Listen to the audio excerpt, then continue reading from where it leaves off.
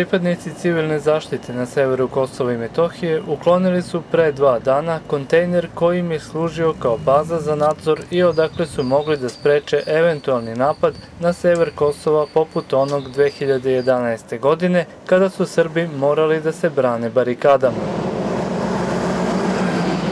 Iako od velike važnosti, bez ikakvog objašnjenja ili najave, punkt je uklonjen. Na mestu gde se do jutros nalazio kontejner, sada su vidljivi ostaci redovnog boravka pripadnika civilne zaštite, ali tek u tragovima i potpuno neprepoznatljivi. Ništa od onoga što je ukazivalo da se tu nalaze ljudi koji se kako tako brinu za bezbednost više se ne nalazi na tom mestu. Sve je tako brzo urađeno da su čak i pripadnici ove službe bili zatečeni. Oni koji su došli u drugu smenu negde oko podneva nisu mogli da veruju da im radnog mesta više nema. Rečeno im je da će od sada kontrolisati stanje tako što će šetati ulicama. I pored doze neizvesnosti i straha za dalju bezbednost, ironija koju je ova rečenica donela izmamila je kisele osmehe na licima zaposlenih. Mnogi veruju da je ovo predaja jer drugog objašnjenja nema.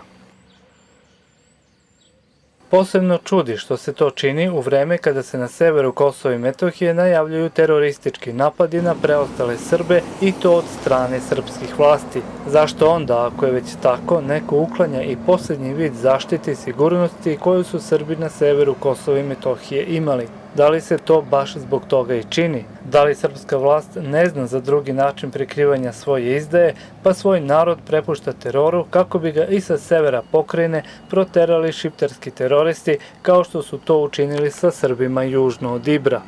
Izgleda da je to način da se sva krivica zbog izdaje prebaci na šiptarske ekstremiste. Da li je to briga za srpski narod na severu pokrajine, kako su iz Kancelarije za Kosovo i Metohiju godinama govorili, sprovodeći Briselski sporazum? Zar je interes srpskog naroda da bude žrtva terorista?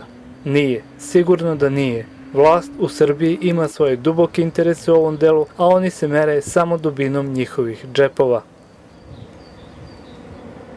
Istovremeno, u šiptarskim medijima se podgriva raspoloženje za novi talas nasilja. Navodno, srpska vojska namerava da povrati sever Kosova, a na tu izmišljenu nameru se ukazuje pojmovima poput veruje se, smatra se, navodno.